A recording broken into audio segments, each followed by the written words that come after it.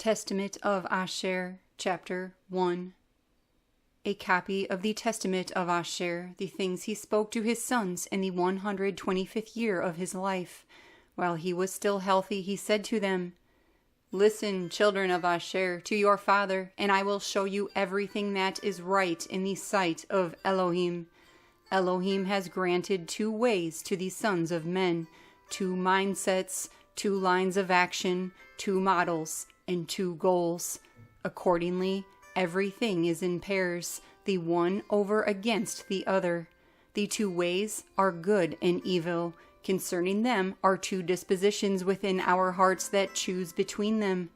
If the soul wants to follow the good way, all of its deeds are done in righteousness, and any sin committed is immediately repented of. Contemplating just deeds and rejecting wickedness, the soul overcomes evil and uproots sin. But if the mind is disposed toward evil, all of its deeds are wicked. Driving out the good, it accepts the evil and is overmastered by Beliar, who, even when good is undertaken, presses the struggle so as to make the aim of his action into evil, since the devil's storehouse is filled with the vermin of the evil spirit." Testament of Ash箋r, chapter 2. A person then may with words help the good for the sake of the evil, yet the issue of the action leads to mischief. There is a man who has no mercy on the one who serves his turn in evil. There are 2 aspects of this, but the whole is wicked. And there is a man who loves the one who does the evil, as he is himself involved in evil, so that he would choose to die in evil for the evildoer's sake. There are also 2 aspects of this, but the situation as a whole is evil. Although indeed love is there, yet in wickedness is evil concealed. In name it is as though it were good, but the outcome of the act is to do evil. Someone steals, deals unjustly, robs, cheats, but yet has pity on the poor. This also has 2 aspects, but is evil as a whole. He who cheats his neighbor provokes Elohim's wrath. He who serves falsely before the Most High and yet has mercy on the poor disregards Yahweh who uttered the Torah's commands. He provokes him, and yet he alleviates the plight of the poor day laborer. He defiles the soul and takes pride in his own body. He kills many, yet has pity on a few. This also has 2 aspects, but is evil as a whole. Someone else commits adultery and is sexually promiscuous, yet is moderate in his eating. While fasting, he is committing evil deeds. Through the power of his wealth he ravages many, and yet in spite of his excessive evil, he performs the commandments. This also has 2 aspects, but is evil as a whole. Such persons are hares, because although they are halfway clean, in truth they are unclean.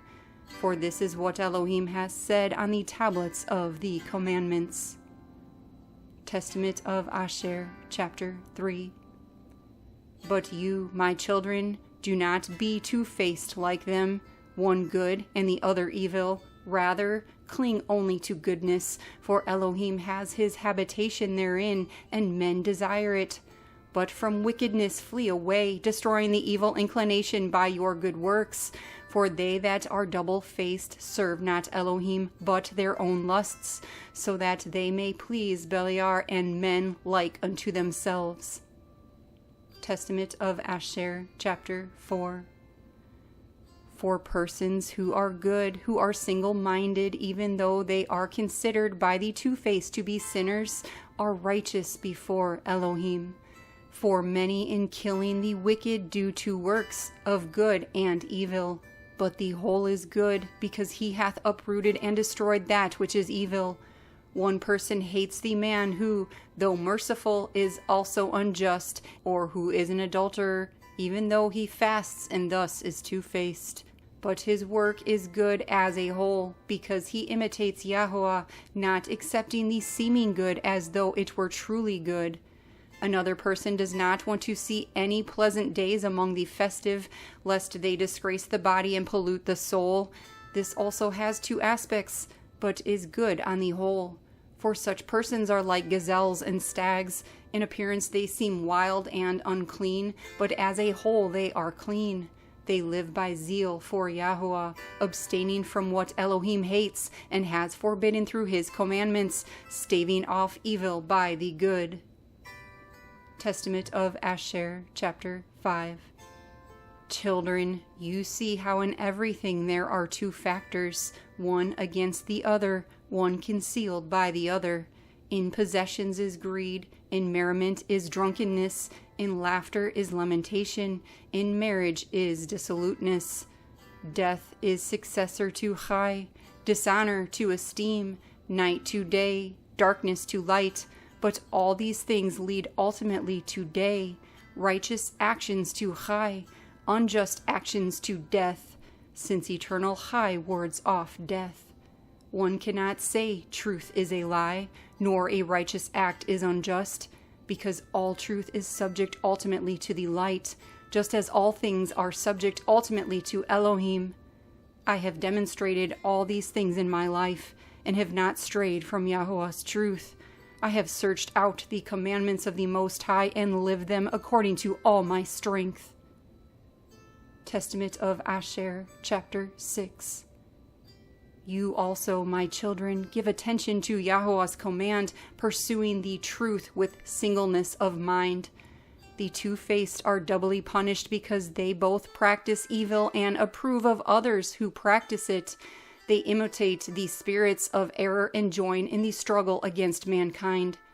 You, therefore, my children, keep the Torah of Yahweh. Do not pay attention to evil as to good, but have regard for what is really good, and keep it thoroughly in all Yahweh's commandments, taking it as your way of Chai, and having your conversation in it, and resting in it. For the latter ends of men do show their righteousness or unrighteousness when they meet the messengers of Yahweh and of Beliar. For when the evil soul departs, it is harassed by the evil spirit which it served through its desires and evil works. But if anyone is peaceful with joy, he comes to know the messenger of peace and enters eternal Chai. Testament of Ash箋r, chapter 7. Do not become like Sodom, which did not recognize Yahweh's messengers and sinned against them and perished forever. For I know that you will sin and be delivered into the hands of your enemies. Your land shall be made desolate, and your sanctuary wholly polluted. You will be scattered to the four corners of the earth.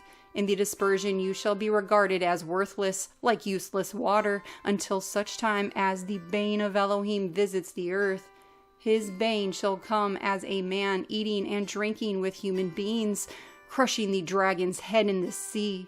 He will save Yisrael and all the nations, speaking like a man. Tell these things, my children, to your children, so that they will not disobey him. For I know that you will be thoroughly disobedient, that you will not be Kodesh, heeding not Elohim's Torah, but human commandments, being corrupted by evil. For this reason, you will be scattered like Dan and Gad, my brothers. You shall not know your land's tribe or language. But he will gather you in belief and truth through his compassion and on account of Abraham, Yitzchak, and Yaakov. Testament of Ash箋r, chapter 8. After he had said these things, he gave instructions, saying, Bury me in Hebron. And he died, having fallen into a beautiful sleep. And his sons did as he commanded them. They took him up to Hebron and buried him with his fathers.